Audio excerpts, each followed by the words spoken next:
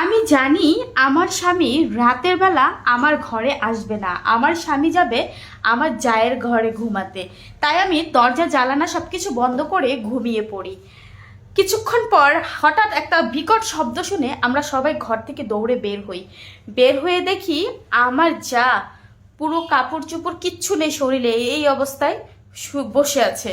পাশেই দেখি আমার স্বামী দাঁড়িয়ে আছে, তার পাশেই দেখি আমার খালাতো দেবর দাঁড়িয়ে আছে। এগুলো দেখে আমি পুরো অবাক হই। এখন আমি কিছু জিজ্ঞাসাও করতে পারছি না, স্বামী রাগ হবে। তার কিছুক্ষণ পরে শুনি স্বামী চেঁচিয়ে বলছে, তোর কারণে আমি আমার বউকে এত অবহেলা করেছি, তোর কারণে আমি আমার সংসার দেখিনি, আমার বউকে আমি কত অত্যাচার করেছি, আর সে তুই কি না আমার খালাতো ভাইয়ের সাথেও এগুলো করলি। তোর মতো মেয়েকে আমি আর আমার চোখের সামনে দেখতে চাই না। এটা বলে আমার সামনে এসে আমার স্বামী বলছে, কি ব্যাপার, তুমি কি এখানে দাঁড়িয়ে থাকবে নাকি ঘরে যাবে? তখন আমাকে নিয়ে আমার স্বামী ঘরে চলে যায়। তখন আমি মনে মনে অনেক খুশি হই। যাই হোক, উপরওয়ালা যা করে ভালোর জন্যই করে। তারপর আমার স্বামী বলছে যে আমার স্বামীকে আমার শাশুড়ি এসে বলছে, আচ্ছা তুই একটু চুপ থাক, আমি দেখছি বিষয়টা। তখন আমার স্বামী আমার শাশুড়িকে অনেক ধমকে ধামকে বলল, তুমি যদি আমাকে একটু শাসন করতে হয়তোবা আমি এই পাপ কাজের সাথে লিপ্ত হতাম না, তোমার আশকারা পেয়ে আমি এই পাপ কাজের সাথে লিপ্ত হয়েছি।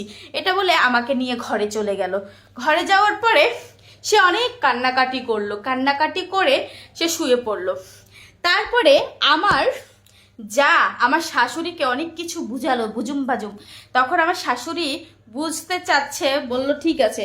তারপরও যখন বুঝাতে অক্ষম হচ্ছিল, তখন আমার বেশ কিছু টাকার লোভ দেখালো আমার শাশুড়িকে। আমার শাশুড়ি খুব লোভী ছিল টাকার। তখন আমার শাশুড়ি বলল, আচ্ছা ঠিক আছে, তুই চুপ থাক, আমি সকালবেলা আমার ছেলেকে আমি বুঝিয়ে দেবো সব কিছু, কোনো প্রবলেম নেই। Okay fine. যখন সকাল হলো, ভাবলো তার ছেলে সব কিছু ভুলে গিয়েছে, আর কোনো কিছু হবে না। কিন্তু না, বিপরীত হলো।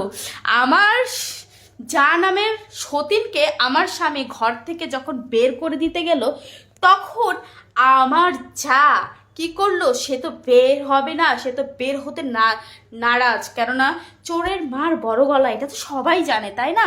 সে অকাম কুকাম করলো, আবার সে ধরাও পড়লো, অথচ তার এত বড় গলা। সে গেল কোথায়?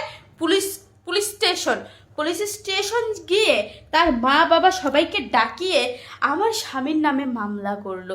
স্বামীর নামে মামলা করে তার মা বাবা সবাই মিলে ঘরে চলে আসলো।